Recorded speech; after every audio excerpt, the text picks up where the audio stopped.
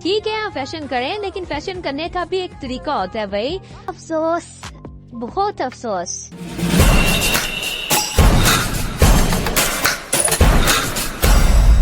अस्सलाम वालेकुम दोस्तों, आज हम लेकर आए हैं आपके लिए फुल ऑन एनालिसिस ऑफ हम टीवी अवार्ड 2024। जहाँ अवार्ड की चमक दमक थी, वहीं कुछ कंट्रोवर्सीज भी थी जो आपने देख रखी होंगी। हम जरूर इसको कवर करेंगे।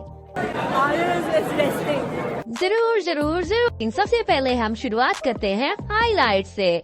तो सबसे पहले कांग्रेचुलेशंस और फेटेल कपल हमजा एंड शहर को और हम तुम, जो वाकई कुछ ज्यादा ही हम तुम हो रहे हैं, अब तो बल्कि हम ही हो गए हैं, आहद और रमशा को।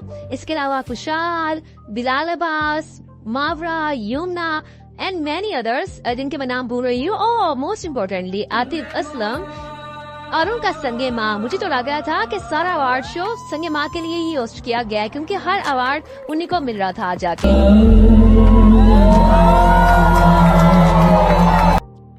भाई पूरे स्टेडियम में आतिफ असलम की सिंगिंग ने तो 4 चांद लगाएगी, लेकिन स्टेडियम के बाहर हर कोई चमक दमक रहा था। क्या ही जबरदस्त ड्रेसेस पहने हुए थे सबने।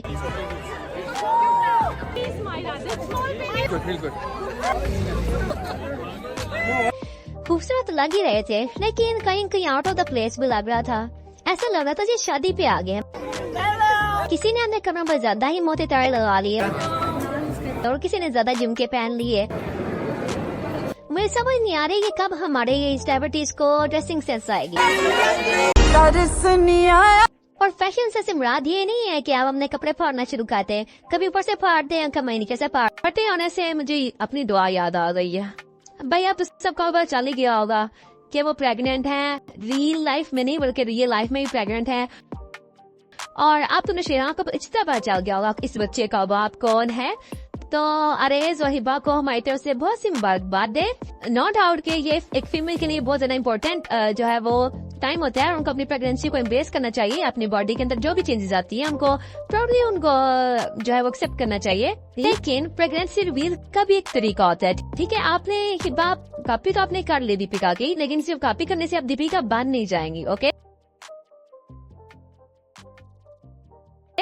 मुझे समझ नहीं आया कि आपने जब ड्रेस मेरी प्यारी बहन जब आपने ड्रेस पहना, आप तो घर पहन के शिक सामने खड़े होके आपने उसकी फिटिंग चेक की थी, क्योंकि पूरे ड्रेस में आप इतनी उलझन में थी। कभी आप ऊपर से अपने ब्लाउज को नीचे खींच रही थी, कभी आप पीछे से आपका वो ड्रेस बिल्कुल पूरा इकट्ठा होके अजीब सा पीछे से लग रहा था। तो आप कितनी अच्छी पर्सनैलिटी को बिल्कुल सूट नहीं कर रहा था। ठीक है, फैशन करें, लेकिन फैशन करने का भी एक तरीका होता है भाई। आप हॉलीवुड को कॉपी कर रही हैं, उनका एक कल्चर है, वो उनका कल्चर है। ठीक है, आप अपने कि आप में इतना वाहियात सूट पहना आपको प्यारा भी नहीं लगा था यार। एटलीस्ट आपको अच्छा तो लगता, कुछ ऐसा पहन लेती हैं आप।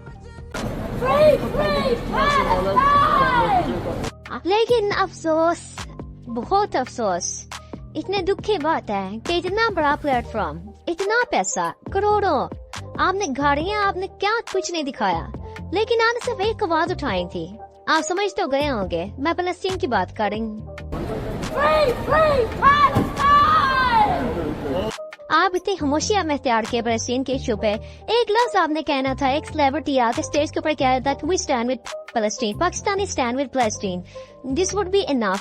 जब पूरी दुनिया फलस्तीन के साथ खड़ी है और कहीं ना कहीं आवाज उठाने की कोशिश की जा रही है, और बड़े बड़े अवार्ड शो जैसे ग्रैमी हो गया या ऑस्कर्स हो गया, इसमें सब लोग कहते हैं कि हमें कम से कम जो मुस्लिम सेलिब्रिटीज है उनको आवाज उठानी चाहिए। तो यहाँ तो पाकिस्तान में तो हम सारे मुसलमान हैं, क्या हम अपने आप को मुसलमान तो कहते हैं ना, क्या हम मुसलमान बहन भाइयों के लिए आवाज नहीं उठा सकते? तो ये जरूरी था कि आप जरा से बात कर देते तो बहुत अच्छा होता। Let's pray for the Palestine. इंशाल्लाह we will see कि हम आजाद होंगे और इंशाल्लाह हम पैलेस्टाइन को फलता फूलता भी देखेंगे। इसी के साथ हम अपना रिएक्शन एंड कर रहे हैं। See you in another video with another reaction. Don't forget to like and subscribe और अपने कमेंट्स भी जरूर बताइएगा।